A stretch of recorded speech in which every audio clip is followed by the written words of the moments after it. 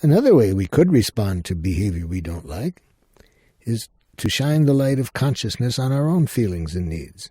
Rather than going up to our head to make a mental analysis of wrongness of the other person, we could choose to connect to the life that is within us. This life energy is most palpable and accessible when we focus on what we need in each moment.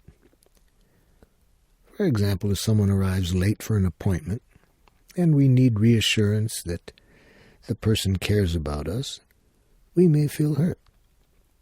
If instead our need is to spend time purposely and constructively, we may feel frustrated. If, on the other hand, our need is for 30 minutes of quiet solitude, we may be grateful for the person's tardiness. We might feel pleased.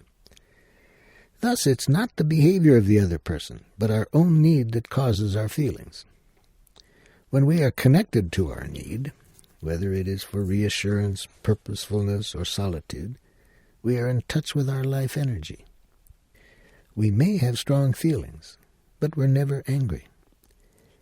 Anger is a result of life-alienated thinking that is disconnected from needs. It indicates that we have moved up to our head to analyze and judge somebody, rather than focus on which of our needs is not being met.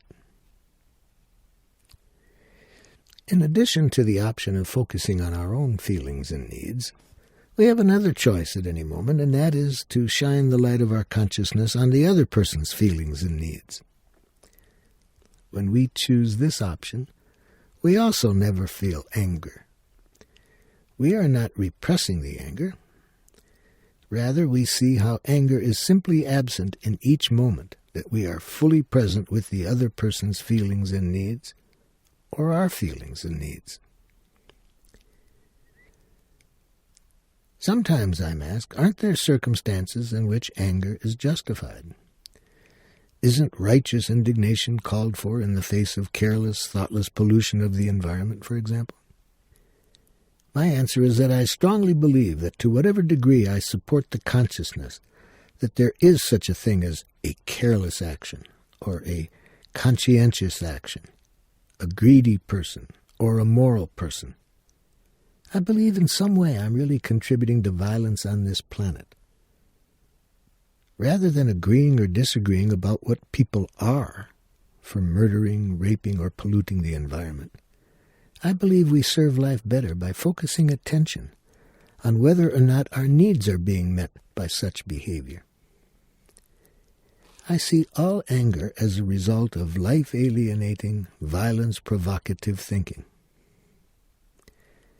That's the cause of the anger. I think at the root of all anger is a need that's not being fulfilled. Thus, anger can be valuable if we use it as an alarm clock to wake us up, to realize we have a need that isn't being met, and that we're thinking in a way that makes it unlikely that the need will be met. So to fully express anger, I would suggest that we need to be fully conscious of our need. In addition, energy is required to get the need met. Anger, however, co-opts our energy by directing it toward punishing people rather than directing the energy to meeting our needs. Instead of engaging in righteous indignation, I recommend connecting empathically with our own needs and those of others. This may take extensive practice, whereby over and over again we consciously replace the phrase, "I'm angry because they did what they did," with, "I'm angry because I'm needing," and we get in touch with what we're needing. I once was taught a remarkable lesson about anger while working with students in a correctional school in Wisconsin. On 2 successive days I was hit in the nose while I was trying to stop a fight between 2 young men. The first time I received a sharp blow across the nose from an elbow while I was breaking up the fight.